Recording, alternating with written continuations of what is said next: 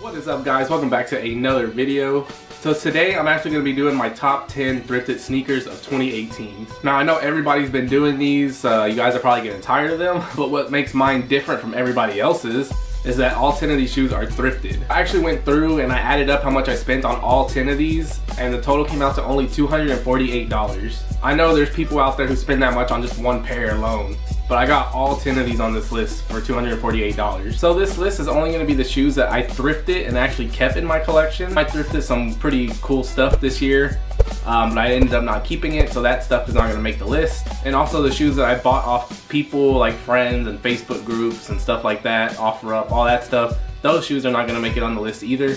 This is strictly gonna be thrifted and flea market pickups. All the videos are on my channel of me actually finding this stuff, so if you guys wanna go check those out. And if you do enjoy the video, please hit that like button so I can know. Subscribe down below if you guys wanna see more, and leave a comment. Go ahead and jump into this list. Starting off the list at number 10, I'm gonna start off with a pair of Vans. We got the Charlie Brown Old Schools right here that I got from Plato's Closet for only $18. Really cool shoe. I knew I wanted these as soon as they released.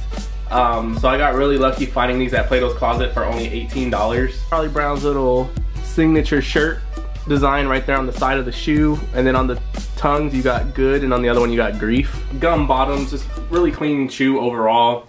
The Old Schools are the only Vans that I can wear, honestly. I try to wear like the skate highs and stuff, but these are the only ones that look decent on me, in my opinion. I was happy to find these for only $18, and that is number 10.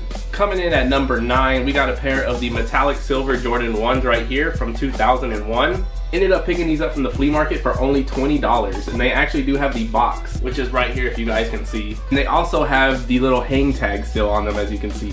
This shoe came out again in 09, I want to say, for the 25th anniversary of Jordan brand. But that new pair had like flaky silver, and as you can see, this pair has a smooth silver. So I prefer this pair over those. I just never really liked that flaky silver. It was cool they came in the briefcase, but I prefer this shoe over those. This one is number 48,658 of 50,000. This is from that time frame when all the Jordan 1s were being numbered. Yeah, it was cool finding these for only $20. Coming in at number 8, we got a pair of the Shadow 10s right here. This shoe I knew I wanted as soon as it came out. This is one of my favorite 10s, probably my second favorite 10 behind the Steel 10s. I knew I wanted this, especially since they went the OG route with the Jumpman facing the right way and all that stuff. And I was honestly waiting until these hit outlets because I knew they were gonna hit outlets. I actually have my neighbor who goes to the outlets all the time, so I told him whenever he found these at the outlets to let me know so I can go grab a pair. But before that happened, I ended up finding these at Plato's Closet for only $25. And like I said, I love this colorway of this shoe, so I knew I wanted it as soon as they got announced to be retroed. And there was actually a couple times I almost pulled the trigger on eBay for 100 plus on these. I'm glad I waited, and I ended up scooping these up for only $25 at Plato's Closet. Moving on to number 7, we got a pair of the white cement Jordan 3s right here that I got from the thrift store for only $35. Do have a little bit of cracking on the midsoles, as you can see, but all the Jordan 3s and 4s from this era were having that problem. For only $35, I went ahead and grabbed these, and I kept them in the collection. I remember back when I first started collecting, these were like people's grails, but for some reason people just don't talk about these anymore. Now it's all about the black cements. Me personally, I still love this shoe, and it's just a classic that should be in everybody's collection. So that is number 7, the white cement 3s that I paid $35 for. Coming in at number 6, we got a pair of SB Dunk Lows, and that is a pair of the Puss Head 2s right here. So this pair actually kind of just fell into my lap. I went into a Cash America pawn shop and I seen they had these on the shelf. I forget what they were marked for, but I know they were marked down to only $50. So I took them to the counter, I was ready to pay the $50, and he actually told me they were even cheaper, they were only $40. So he went to the back of the store to get the other shoe, and he came back and he had all of this too. He had the original box, the bag that the box goes in, the laces. That made it even better. I got all of that for only $40. Really clean shoe overall, so I'm happy that I got my hands on these for the price that I paid for them. So that is number 6, the Puss Head 2 Dunk Lows. Coming in at number 5 for only $15, this is another classic shoe that I think should be in everybody's collection, and that is the Air Max 95 in the neon colorway. So I ended up grabbing these from the flea market for only $15. The only issue with these is, as you can see in the back, it's not as bad as when I first got them because I have been trying to get this out. But in the back, you can tell somebody like put their foot like this and push down, and they kind of misshapen the back of the shoe. So it does have this weird looking shape in the back, but when you put your foot in, it goes away, so it's not that big of a deal.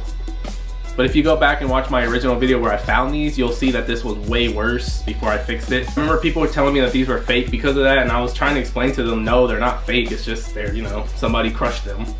Or they were put like in a box with a bunch of other shoes or a bag or something and they got like that. But anyway, I wear this shoe a lot more than I thought I would, so that's why I made the list. And just like I said, this is a classic colorway. Like, if you're gonna get a pair of Air Max 95s, this is probably the colorway that you wanna go after. And I ended up getting these for only $15, so that is number 5 on the list. Coming in at number 4 is another shoe that I only paid $15 for. This shoe probably wouldn't have made anybody else's list, but this is a shoe that I was looking for since 2012, and I finally found it in my size, and that is the Air Force 180 in the Olympic colorway, or the Barkleys, if that's what you want to call them. So this is the pair that Charles Barkley wore in the Olympics when he was on the Dream Team, and I think this colorway is just like a fire colorway. In my opinion, I just always love this shoe. I just always love the red, the blue, and the gold, the fade on the midsole. You got Force and the gold on the strap right there. 180 Air. I don't know, this was just always a shoe that I really loved. Just the overall look of it. So when I found these at the flea market for only $15 in my size, a size 10, I was super happy because I've found these before in the past, but they're always small or too big. So I finally found a pair in my size for $15, and that's why this is number 4 on my list. Coming in at number 3 on my list is the most recent shoe that I bought that's on this list, and that is the SB Dunk Low 720 that I paid only $20 for at the flea market. So if you saw the video, I actually picked these up and these, the Aqua Chalks. I got them 2 for $40. These I'm actually trying to sell right now because I don't know, cool colorway and everything, but I don't see myself really wearing these. But this one right here is definitely a keeper. So again, this is another one that I wanted for a long time, and I finally found them. Being the gamer that I am, it's cool that these were modeled after 720 skateboarding on the Atari.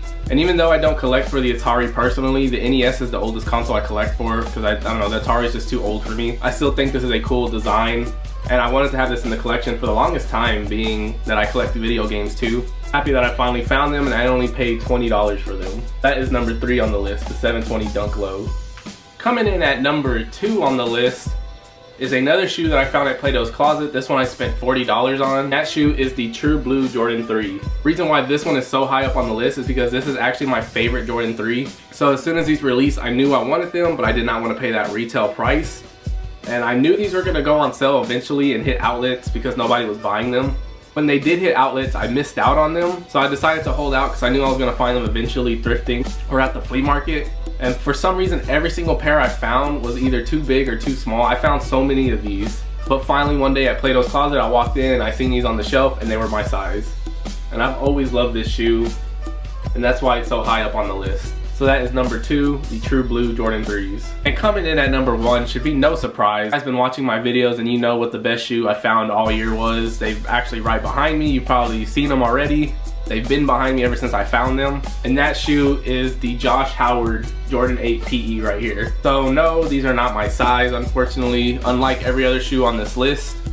But I did keep these because being a Mavericks fan living here in Dallas, this is a shoe that was just gonna stay in my collection. But to get these for only $20, what I paid is just crazy to me, especially considering the fact people were offering me like $800–900 for these. But honestly, they're probably worth double that. This is a shoe that I'm probably never gonna get rid of. It's just one that I'm gonna keep in my collection. Unless the time comes when I really need the money, which I don't think so, this shoe is not gonna leave my collection because I think this shoe is just too cool to give up. And that is why this shoe is number 1 on the list, which you guys will probably not argue that for $20 this shoe should be number 1 on anybody's list. So that's my top 10 of 2018, guys. I hope you guys enjoyed the video. I also want to say thank you guys for all the support that you guys have given me this year.